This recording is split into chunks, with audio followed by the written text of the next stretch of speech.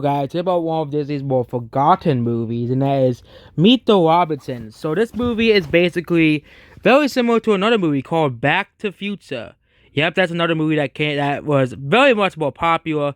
I wouldn't be surprised if this movie was based on Back to the Future. So it's basically this movie is about this kid who basically invents things like Phineas and Ferb does, and basically this guy from the future comes around and destroys his invention, and some other guy who happens to be his son from the future, spoiler alert, comes and tells him that, we need to do this and do that to beat this guy who is disturbing the timeline.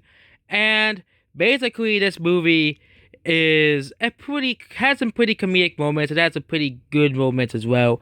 And basically, let's reveal. I'm not gonna spoil the whole movie for you. You should watch it for yourself. But this is basically your average. This movie is definitely better than the Disney movies released previous, aka Chicken Little. For one of Disney's first 3D animated movies, it actually looks pretty good. Yeah, Pixar's been doing that for a while now. But for a newer studio doing 3D animated movies, DreamWorks and Pixar have been doing it for years now, and of course, a newcomer like Blue Sky, the guy.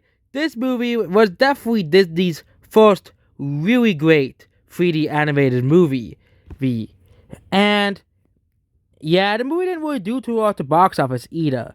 Despite this movie became a cult classic movie over time, and I wouldn't be surprised if they make a sequel on Disney Plus, which wouldn't be too surprising. So overall, this movie is actually a good movie. And also the music of this movie is pretty good as well. So overall, despite its mixed reviews, it's actually a pretty solid movie. And again, this is before Disney started making stuff like Frozen, that overrated movie. And that's basically about this video. Goodbye.